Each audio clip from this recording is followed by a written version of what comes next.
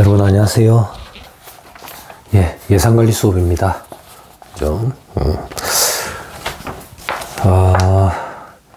시험 기간이 2주에 걸쳐 가지고 있고, 그때 이제 코로나 확진자 발생 때문에 또 휴강을 했던 거 보강을 잡고 이러다 보니까 새로운 강의 업데이트가 좀 늦어진 점 양해 부탁드릴게요. 양해 부탁드리고, 길게는 안 할 겁니다. 길게는 안 할 거니까 너무 부담 갖지 말고, 그죠? 대면 강의로 다시 이루어지면 그때 또 많은 얘기를 하도록 하죠.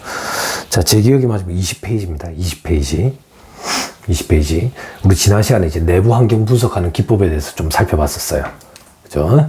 예, 그때 이제 수행 순서 관련돼 가지고 한번 같이 읽어볼지 그냥 넘어갈지 고민을 좀 했는데, 같이 한번 읽어보는 게 조금 더 도움이 되지 않겠나라는 판단에 같이 한번 읽어보도록 할게요. 자, 재료 자료 이런 거 볼 필요 없고요. 기기, 안전유의사항 한번 볼까? 자사의 객관적이고, 여러분들은 여기 화면에 안전유의사항. 자사의 객관적이고 정확한 내부 환경을 분석하기 위해서는 분석자의 주관적 판단이 배제될 수 있어야 한다. 그죠? 그러니까 주관적 판단 개입 여지가 있기 때문에 항상 주의해야 된다, 그 얘기예요.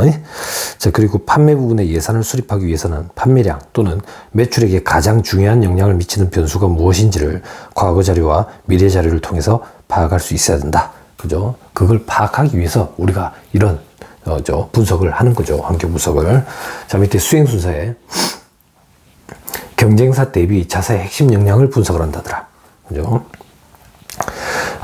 기업 내부 환경 분석을 위해서 경영자원 분석과 핵심 자원 분석을 수행을 한다. 그래, 1번에 보면, 괄호 1번에 물적 자원 분석을 수행한다.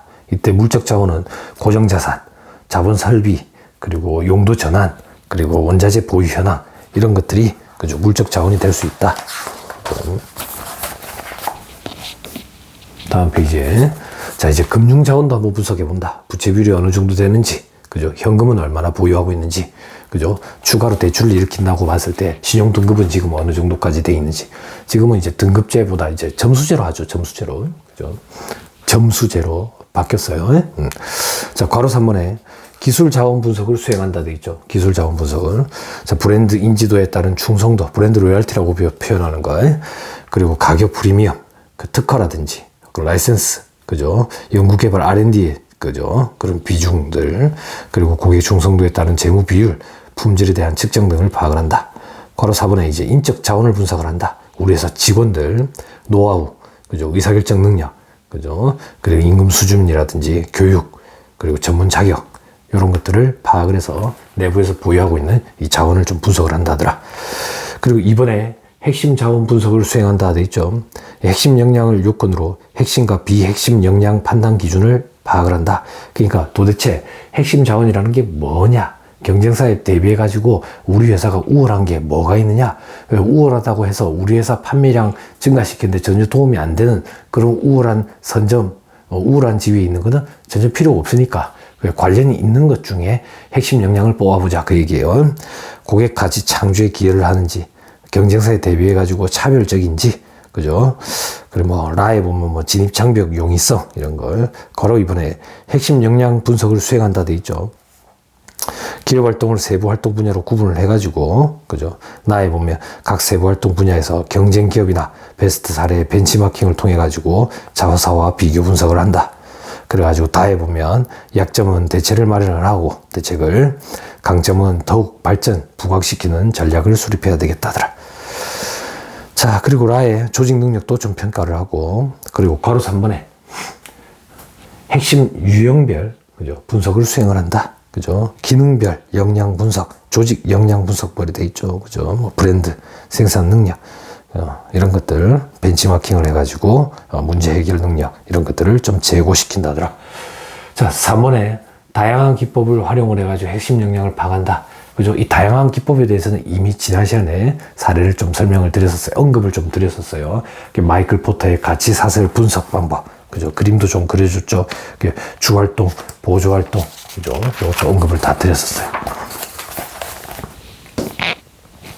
다음 페이지에 나의 주활동 및 보조활동에서 타기업 대비 경쟁 우위를 가지고 있는 활동이 무엇인지를 파악을 하고, 고객 관점에서 어디가 중요한지, 그죠? 그리고 라에 보면 원가 비중은 어느 정도 되는지, 마에 보면 분석을 수행한다 돼 있는데 그 현재 자사의 가치 산세를 분석을 하고 자사의 주요 활동 그죠? 그리고 그 경쟁사의 벤치마킹을 해가지고 어느 정도 수준 차가 나는지 보고 그런 걸 보완 강화하는 전략을 마련한다더라. 바에 부가치 창출에 직접적인 영향을 미치는 기업 활동을 분석한다 돼 있죠. 그죠? 구매 물류는 자사로 들어오는 물류를 파악을 하고 생산은 최종 제품으로 전환까지 되는 그 가치 창출 과정을 파악을 해야 되고 출하 물류, 물건이 이제 나가는 건 주문부터 배송까지 최종 제품이 고객에게 언제까지 전달이 되는지, 그죠? 파악을 하고. 마케팅 영업은 뭐 이제 판촉 활동인 거고, 서비스는 이제 사후 AS 관련된 거, 그죠? 자, 사회.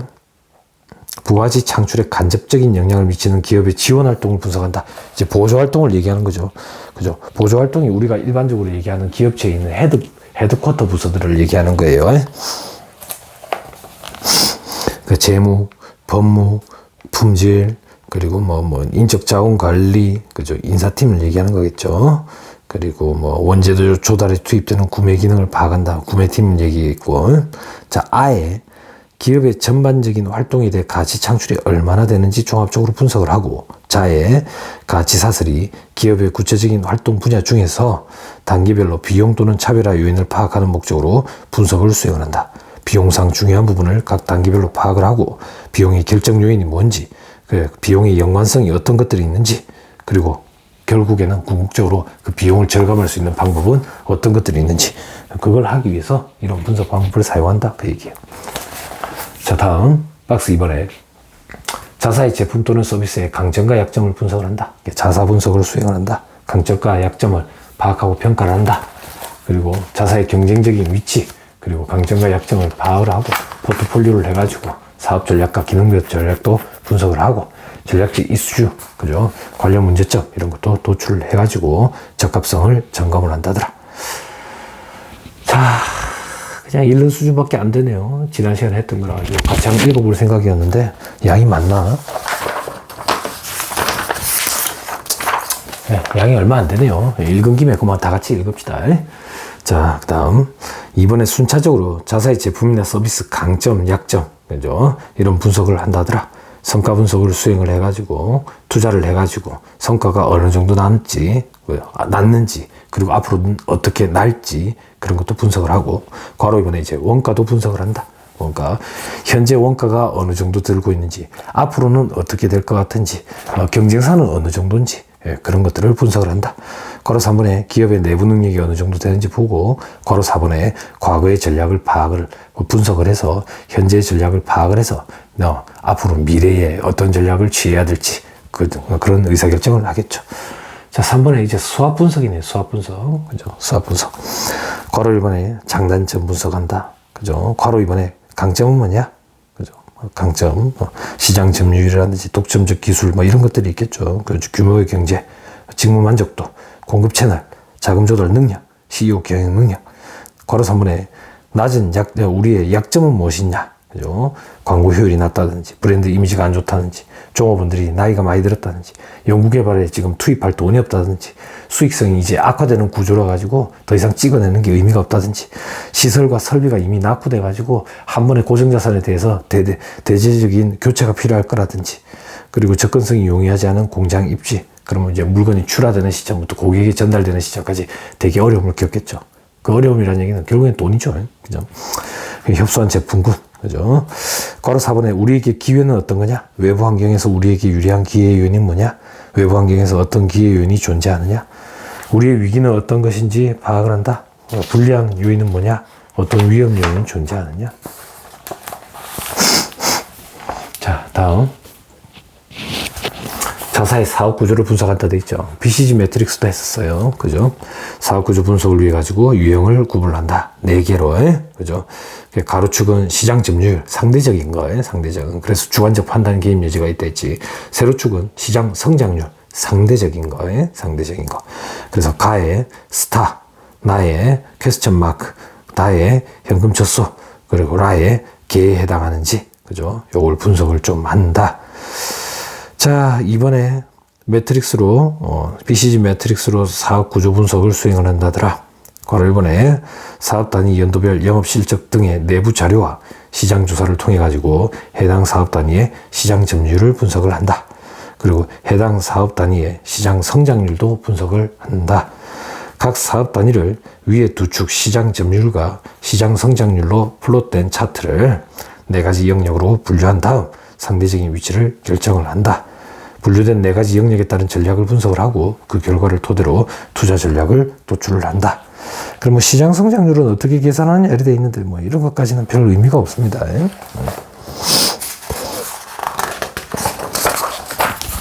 그럼 다 했네요. 됐죠? 괜히 같이 읽어보자 했나 싶네요. 그죠? 뭐 삼시 분석도 얘기를 다 했고, 그죠? 마이클 포터의 산업구조 분석 모형, 이것도 다 했고, 그죠? 자, 다음 챕터로 넘어갑시다. 자, 이제 다음 챕터는 판매 부분의 예산을 수립하는 거예요.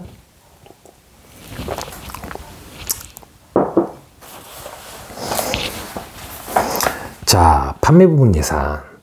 예산이란 미래 기업이 수행해야 할 공식적인 경영활동 계획을 화폐 단위로 표현한 것을 의미한다더라. 예산은 경영자의 합리적인 경영활동을 수행하는 데 있어 유용한 정보를 제공할 수 있다더라.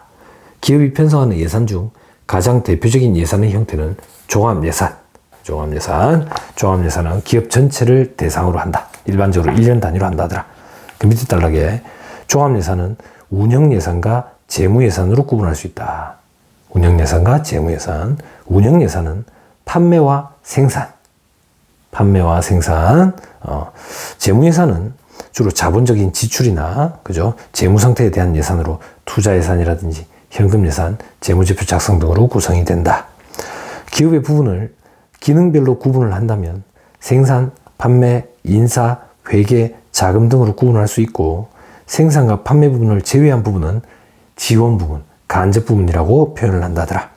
자, 판매 예산은 제품이나 상품의 수요 예측을 토대로 편성이 되고 종합예산에서 가장 먼저 편성되어야 할 예산이다. 당연하지. 매출액이 얼마가 될지 예정치를 잡는 거지.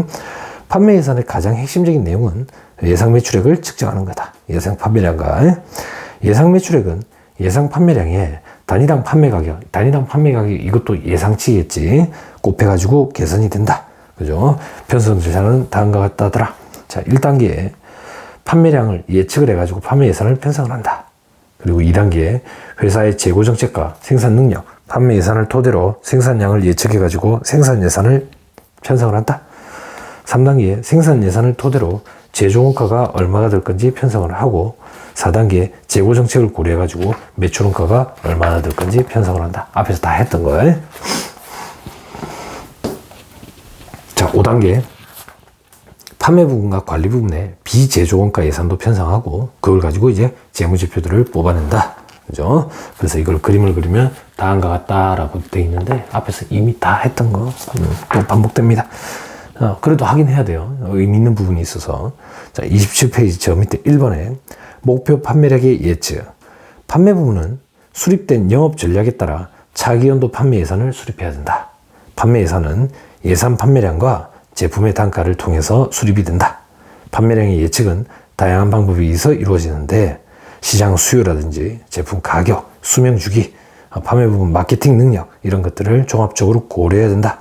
최근에는 회기 분석이라는 거 조금 이따 나옵니다. 그리고 상관관계 분석 등을 통한 통계적 기법이 이용되기도 한다. 회기 분석 모형은 여러분들 일반적으로 경영학 전공자들은 1학년 때 전공 선택으로 기초 필수라고 표현하나? 그죠? 통계학 수업을 들어요. 통계학 수업 때 이 회기 분석 모형에 대해서 잠깐 맛을 본 적이 있을 거예요.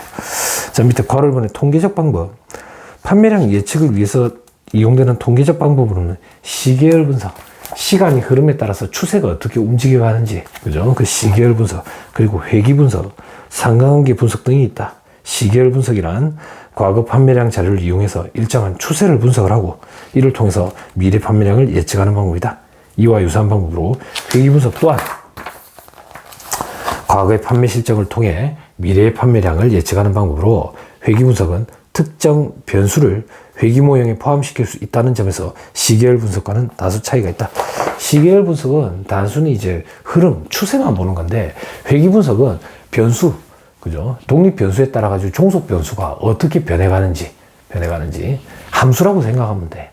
x에 어떤 값을 넣으니까 x에 값을 넣었을 때 앞에 있는 상수 a와 뒤에 있는 그죠? b와의 관계에 따라 가지고 y 값이 달라지는 것이 그죠? 그게 회귀 분석 모형이다라고 생각하면 돼. 그때 독립 변수가 한 개면 단순인데 여러 개면 다중이겠지. 그죠? 잠깐 보고 갈까?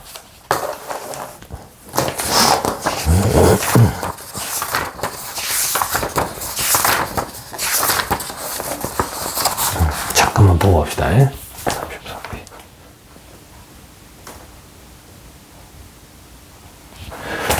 자, 34페이지. 회귀분석의 개념이라 회귀분석 모형에 대해서 잠깐 소개를 하고 있어요. 이 자료에. 자, 회귀분석의 개념. 회귀분석이란 둘 또는 그 이상의 변수들 간의 관련성을 분석하기 위한 통계분석의 방법으로 하나 또는 둘 이상의 변수들이 특정의 다른 변수에 미치는 영향의 정도를 파악하거나 예측하기 위한 방법이다. 회귀분석의 사례는 특정 제품에 대해 발생하는 광고 선전비에 따라 해당 제품의 판매량에 어느 정도 영향을 미치는가 또는 발생이 예상되는 광고 선전비에 따라 예상되는 판매량은 얼마인지를 예측하는 데 이용이 된다. 종속 변수와 독립 변수로 되어 있죠. 회귀분석 모형에서 분석 대상 또는 예측하고자 하는 관심 변수를 종속 변수, 값이야 값, 판매량을 얘기하는 거라고. 그냥 종속 변수의 결과를 설명해주는 변수를 설명 변수, 독립 변수를 한다. 독립 변수이면 돼. 그래서 판촉 활동을 얘기하는 거야. 판촉 활동에 따라 가지고 판매량이 어떻게 변하는지 그걸 따져본다. 그때 그 x 값이 독립 변수, y 값이 종속 변수 이렇게 생각하면 돼. 자, 단순과 다중이 있다. 종속 변수를 설명해주는 변수가 하나일 경우 x 값이 미지수가 하나일 때 단순 회귀 분석이라고, 종속 변수를 설명해주는 변수가 둘 이상이래. 미지수가 한 개 이상인 거야. 영향을 미치는 변수가. 그럴 때 다중이라 한다. 다중. 그럼 다중인 경우에 인과관계를 파악하기가 훨씬 더 버겁겠지. 지금 판촉 활동에 관련돼 가지고 생산량의 변동을 파악해보자 했잖아. 이건 당연히 다중 회귀 분석에 해당이 된다고. 이게 쉽지가 않다고. 왜 쉽지가 않은데, 아이폰이라고 보자고. 아이폰. 갤럭시라고 보라고. 갤럭시 핸드폰이 새로 출시가 됐는데 이게 판매량이 막 증가한대. 이 판매량이 증가하는 거에 대한 요인, 어떤 요인 때문에 판매량이 이렇게 증가했느냐. 100배 증가했다고 가정을 할게. 그럼 100배 증가한데 영향을 미친 요인이 뭐가 있느냐. 요번에 광고 모델을 블랙핑크 제니를 썼대. 블랙핑크 제니가 되게 핫하잖아. 그래서 블랙핑크 제니 때문에 블랙핑크 제니를 광고 모델로 썼기 때문에 판매량이 100배 다 증가했느냐. 그렇진 않다 그 얘기예요. 그럼 다른 변수도 있다. 어떤 다른 변수가 있는데, 아이폰 신제품이 이번에 전 세계적으로 출시가 되는데 우리나라는 1차 출시국에서 제외돼 버렸어. 그래서 2차 출시가 돼 버린 거야. 2차 출시. 그래서 우리나라에 들어오는 그 기한이 뒤로 밀려버렸다고. 그런데 재빠르게 삼성에서 빨리 움직여가지고 그 기간 내에 신기술을 추가로 더 탑재해가지고 갤럭시 신모델을 출시를 해버린 거야. 그럼 아이폰이 출시일이 뒤로 미뤄짐에 따라 가지고 반사이익을 받는 게 또 있다고. 그죠? 그런 것도 있을 거 아니에요. 그죠? 그러니까 여러 가지 요인들이 있는 거예요. 여러 가지 요인들. 혹은 최근 들어가지고 갑자기 또 반일 감정이 심해진다. 반중 감정이 심해진다. 그래서 국산 물품을 애용하자라는 움직임이 있어가지고 사람들이 추가적으로 국산 물품을 조금 더 구매한 그런 케이스도 있다더라. 뭐 그런 것도 변수에 영향을 미치겠죠. 그죠? 그리고 삼성이 요번에 뭐 브랜드 이미지를 제고하는데 조금 더 기여를 해가지고 브랜드 이미지가 좀 좋아졌다더라. 그래서 사람들의 소비 심리가 삼성이 사회에 기여하는 바가 크구나. 우리가 좀 팔아줘야겠구나. 그런 소비 심리도 반영이 될 거라고. 변수가 한두 가지가 아닌 거야. 한두 가지가 아니야. 네, 그런 게 이제 다중 회귀 분석이다. 그죠? 자, 밑에 단순과 다중 회귀 분석 모형. 산식으로 함수로 나타내면 이렇게 되는데, 그냥 본 학습 모듈에서는 그냥 단순한 거 한 개짜리 변수가 하나인 단순 회귀 분석 모형에 대해서만 설명을 해보자 그 얘기예요. 자, 특정 기업의 판매 마량을 종속 변수로 하고 광고 선전비를 종속 변수로 하여 뭔 소리야? 광고 선전비는 그죠? 독립 변수겠지. 단순 회귀 분석을 수행한 결과 단순 회귀 모형이 이렇게 추정이 됐대. 이 회귀 모형이 의미하는 바는 광고 선전비가 X를 했지. X, 광고 선전비가 1원 증가할 경우 판매량은 6.5개 증가한다는 것을 의미한다. 그래프를 그리자면 이렇게 되겠지. 이렇게 될 거 아니야. 그때 이 그래프의 기울기. 그죠? 이 기울기가 6.59. 그죠? 그리고 여기 절대값 있죠. 여기가 23.1이다. 그 얘기겠지. 그럼 23.1개만큼은 광고를 안 해도 계속 판매가 되고 있다. 그 얘기지. 그죠? 그때 광고를 하나를 때릴 때마다 6.5개씩 판매량이 증가한다. 그죠? 1차 함수 아닙니까? 1차 함수. 그죠? 그걸 얘기하는 거다. 자, 단순 회기 분석 수행 순서도 있죠. 그죠? 엑셀에 연도별 판매량과 연도별 광고 선전비를 입력을 한다. 엑셀 수식에서 통계 함수를 클릭해가지고 단순 회기 분석 어쩌고저쩌고, 이건 방법론이에요. 아무튼 이걸 하면 그냥 함수가 이렇게 나온다. 단순 회기 모양에 따른 함수. 그때 독립변수 X가 증가함에 따라 1.45731개만큼 판매량 Y 종속변수가 변동을 친다. 그 얘기예요. 변동을 친다.